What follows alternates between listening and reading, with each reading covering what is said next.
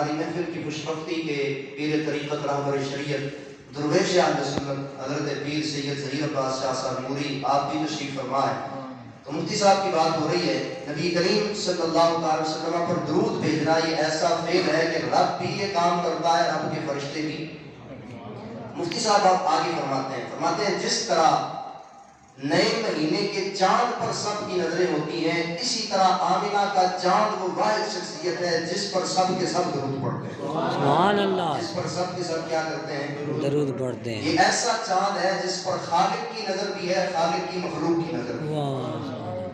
اور بزرگ ارشاد فرماتے ہیں کہ اگرچہ رب کا درود ہے رحمت نازل فرمانا، رب ویسے درود نہیں پڑھتا جیسے ہم پڑھتے ہیں۔ ہمارے درود پڑھنے کے لیے زبان کی ضرورت ہے، دل کی ضرورت ہے، سوچ کی ضرورت ہے، بیٹھنے کی ضرورت ہے، وضو کرنے کی۔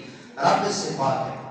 اب جب یہ کہا جائے گا کہ رب درود پڑھتا ہے، اس کا معنی ہے رب رحمت نازل فرماتا ہے۔ سبحان اللہ۔ فرشتے درود پڑھتے ہیں تو فرشتوں کے لیے درود کس معنی میں ہے؟ یعنی فرشتے اللہ رب العزت کی بارگاہ میں دعا کرتے ہیں، مولا اپنے محبوب پر رحمت نازل فرما۔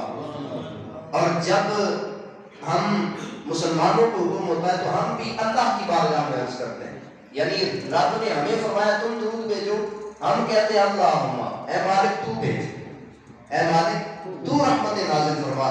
تو فرمایا کہ پہلے تو رب نے ہمیں خبر دی کہ ہر گھڑی ہر وقت ہم یعنی مالک ہو کر رحمتیں برساتے رہتے ہیں اپنے محبوب پر۔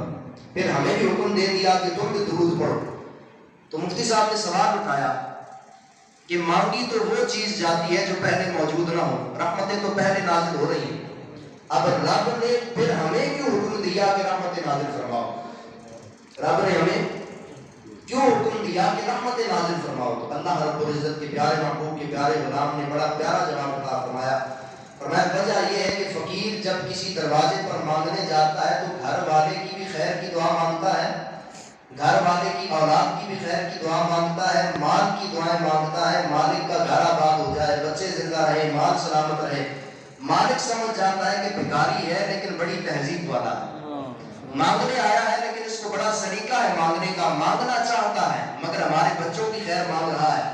یہاں حکم دیا گیا کہ اے مسلمانوں جب تم ہمارے یہاں کچھ مانگنے کے لیے آؤ، یعنی میری بارگاہ میں رب کی بارگاہ میں کچھ مانگنے کے لیے آؤ، ہم اولاد سے پاک ہیں مگر ہم نے اپنے محبوب کو بڑی پیاری اولاد عطا فرمائی۔ ہم اولاد سے پاک ہیں مگر ہمارے حبیب ہیں، ان کی اہل بیت ہے، ان کے دوست ہیں، ان کے اصحاب ہیں۔ ہم نے ساری مخلوق میں سے جو پاکیزہ دل دے کے ہم نے اپنے محبوب کے اصحاب بنا دیے۔ سبحان اللہ۔ ہم نے اپنے محبوب کو حسن و حسین عطا فرمائے، ہم نے اپنے محبوب کو سیدہ فاطمہ عطا فرمائی ہے، ہم نے اپنے محبوب کو علی المرتضیٰ شیر خدا جیسا شیر عطا فرمایا، ہم نے اپنے محبوب کو ابوبکر عمر عثمان و علی عطا فرمائے ہیں، ہم نے اپنے محبوب کو یہ چمکتے ہوئے ستارے عطا فرمائے ہیں۔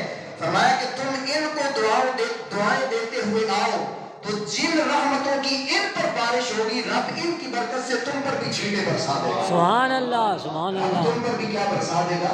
چھینٹے۔ میں رب کو بھی تمہاری استغفار کی ضرورت کوئی نہیں، نہ میرے محبوب کو تمہاری رحمت کی ضرورت ہے، ہم بھی احمد بنا کر بھیجے گئے ہیں، رب نے محبوب کو احمد بنا کر بھیجا، محمد بنا کر بھیجا۔ اور فرمایا درود پڑھنا حقیقت میں یہ رب سے اپنے لیے خیر طلب کرنا، رب سے اپنے لیے خیر طلب کرنا۔ آگے اللہ رب العزت